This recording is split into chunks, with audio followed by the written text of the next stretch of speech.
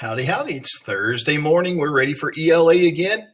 Let's start with vocabulary review one more time. We're going to go a little quicker through them today since we've done them 3 times. The first one is assess. That's when we're thinking about something carefully, deciding if it's safe, deciding if it's good or bad.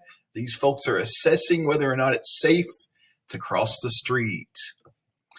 Our next word is disposable. That's something that's just meant to be thrown away. We have trash cans in the schoolrooms. We have trash cans in the lunchroom. You've got trash cans at your house for disposable things that you throw away. The next word is convenient. It's something that's useful. It's easy to use. It's handy, like a laptop computer, a water bottle to drink from. Those things are all convenient. Transported. That's when something is moved from one place to another. Like some students are transported from their home to school by a bus.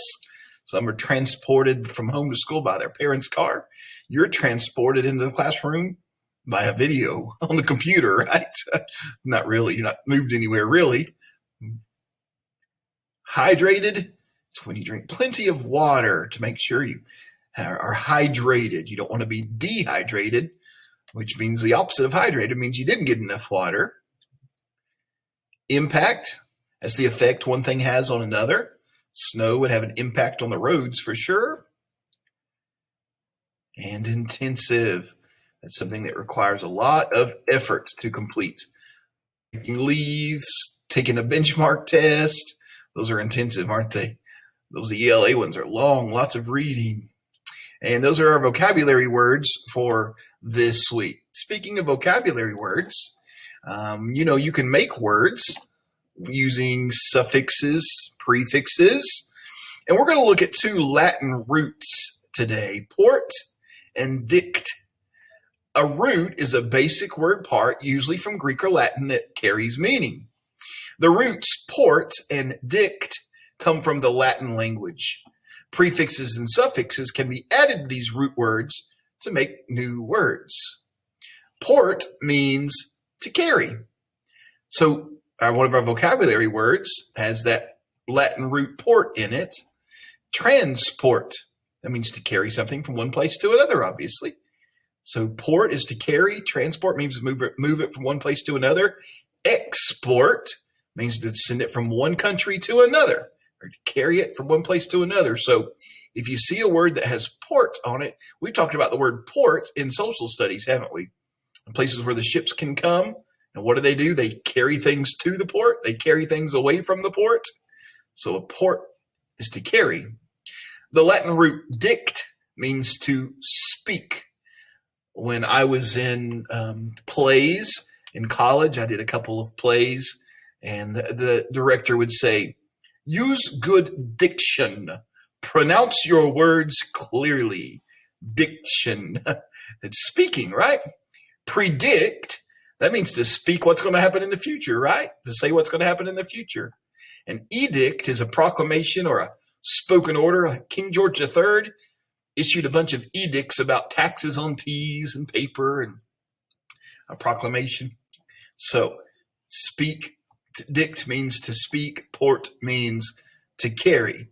Look for those words when you're reading. See if you can find any of those roots in any of the words in our story we're reading today. Speaking of our story, let's think about our story. We decided yesterday that our story and author's purpose, it was a little bit persuasive because they're trying to persuade us to be eco-friendly, to protect the environment and what we do, not just throw away plastic bottles, but to use tap water, try to eat healthier. So it's persuading us, but it's also informational text. It's given us lots of information about what percentage of people just throw their plastic bottles away. Was it 75% or something? Yeah, so it's also informational. But we have to decide as we read if what the author is sharing, is it true? Is it a fact? Or is it just the author's opinion? I mean, the author says it's better to drink tap water than bottled water. Is that a fact or an opinion? Well, my opinion is I think the bottled water tastes much better. That's my opinion. The author says it doesn't, but that's an opinion. So sometimes things are facts. Sometimes they're opinions. It's the readers who have to decide if it's stating a fact or opinion. The author may be trying to influence your thinking, persuade you to do something, right? So you have to think about it. Is it true or is it an opinion? Is it a fact? A fact can be proven true. Look for numbers, photos, maps, eyewitness reports. An opinion is a personal belief. It can't be proven true. Look for I believe or I think or the best or seems to be, never, always, or probably. So let's think about this, facts and opinions, as we read together one more time our story for this week, Eco-Friendly Food by Kath Sinker. We are again on page 156 in your textbook. I want you to read along. We need to pay attention to it today because we've got a test on this story tomorrow.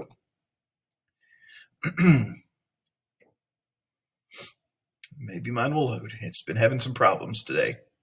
Here we go. All right. Are you wasteful or waste aware? What fast and simple changes can you make so your food and drinks are more eco-friendly, cheaper, and better for you? First, assess yourself. Are you wasteful or waste aware? Check this list of disposable items to see how your packed lunch measures up. Is your sandwich in a cardboard box or a plastic box? Is a salad in a plastic box? Do you have chips, bars, or cookies in plastic packaging? Containers of yogurt, carton or a bottle of a drink, plastic cutlery, plastic bag, a lot of things that are disposable that you have to throw away. That would be wasteful, I guess, wouldn't it? If you have lots of disposable items in your lunch, consider the ideas below. Or if you're having pasta or rice for dinner, why not make a little extra to keep for the lunch the next day? So talking about how to pack a lunch box without hurting the environment. Pick a carbohydrate like bread, pasta, or rice. Choose fresh vegetables in season or canned vegetables. Add a protein, a prepared meat, canned fish, cheese, or cooked beans. Pack or chop fruit into natural yogurt. That sounds pretty good from a large carton. Put your meal and yogurt into food containers. I guess they're trying to encourage us not to use the wrappers that we have to throw away.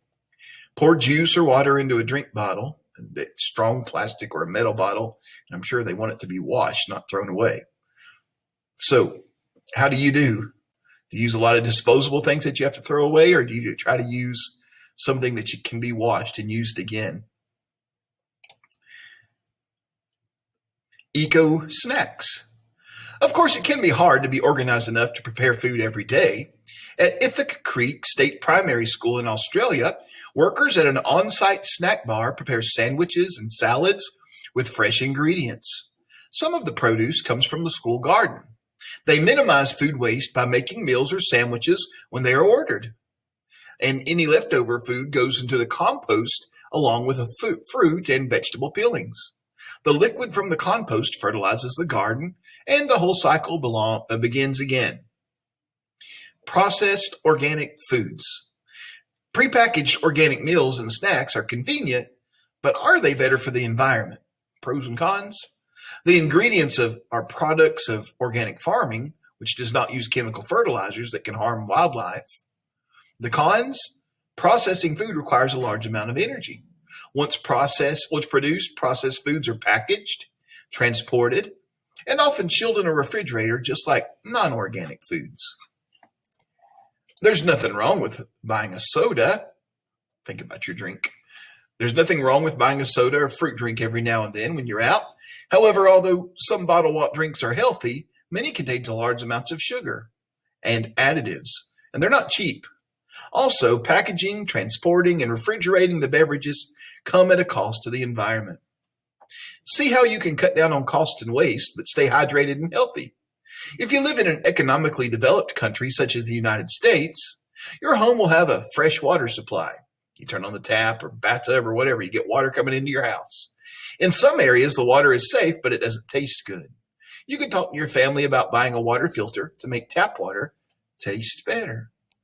Now, here's some facts over here, aren't they? Here's some facts about how the water bottles impact the environment. U.S. report in 2010 showed about 50% of bottled water is actually tap water in a plastic bottle. I like to buy that kind of bottled water that says natural spring water, like water from the mountain springs. That's what I try to get. About 75% of the bottles are thrown away, not recycled. So that's a bad impact on the environment. It's a whole bunch of plastic that's going to be thrown in the dumps, and it doesn't decay quickly. It stays there for a long time.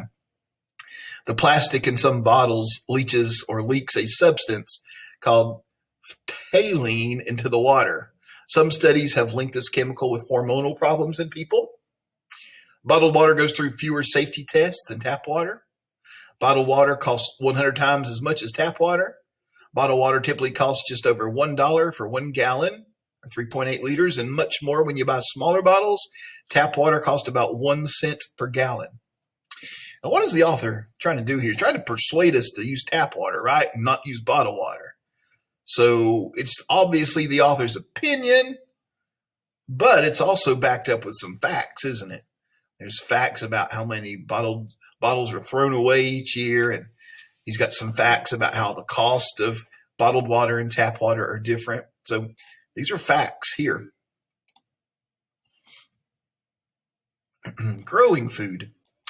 There is a cheap and easy way to grow food at school, even if there are no flower beds. Cylinder gardening uses containers that can be placed almost anywhere. You don't need any gardening experience, and the preparation is simple.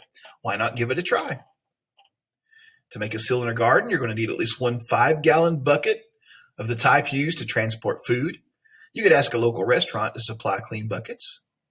You're going to need potting soil, vegetables, seeds, and fertilizer. And so then our directions. We figure out where to place our cylinder garden. You can position it on top of soil or human-made surface such as concrete.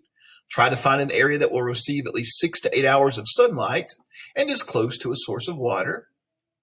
Research vegetables that will grow during the season you are in. If you're gardening at school, look for varieties that you can harvest within a school quarter or semester, 30 to 90 days. Search for compact varieties that can grow in a small space. The vegetables that are suitable for cylinder gardening are beans, carrots, parsley, peas, or tomatoes. Cut off the bottom of the bucket and discard it. Then cut the rest of the bucket in half. You'll need to ask an adult to help you. Now you have 2 cylinders, like this. If you're placing the bucket on concrete, it's better not to cut it, but ask an adult to drill drainage holes in the bottom. Place the cylinders in position. Fill them with potting soil and mix in some fertilizer. And plant your seeds following the instructions on the package for spacing and water gently. Monitor the seedlings as they grow, keeping them moist with water and adding fertilizer regularly. Thin out the seedlings if they are crushed together. And food miles. Growing your own vegetables reduces food miles. The principle behind food miles is that the farther away your food is produced, the worse for the environment. However, keep in mind that beans that are produced locally using oil-based fertilizers and plowed by diesel tractors could be worse than beans grown by less energy-intensive methods in another country. Storing local food for a long time to be eaten out of season can also use up a lot of energy. Being green, summing up. Make eco-friendly packed meals and snacks. Remember, we're trying not to use a lot of disposable things. Stay hydrated by drinking tap water. The author's trying to persuade us not to use so much bottled water. And grow your own food. All right. Well, there's our story again. So we've talked about several things today. What we're going to do for our assignment today, your food log is due tonight. So after you eat dinner or tomorrow morning when you get up, finish your food log out. Type up what you're going to be eating and make sure you turn that in. That's an easy 100. If you complete it, it's a 100. If you don't, it's a 0. So complete it. Today for your assignments, you have a second spelling practice. You'll look at the next 10 words and do a spelling practice for your test tomorrow. You do need to get your food log turned in, and you have one more last contraction activity, okay? So I'll let you get to work on those, and then we'll come back again at our meet and talk about these things some more. I'll see you then.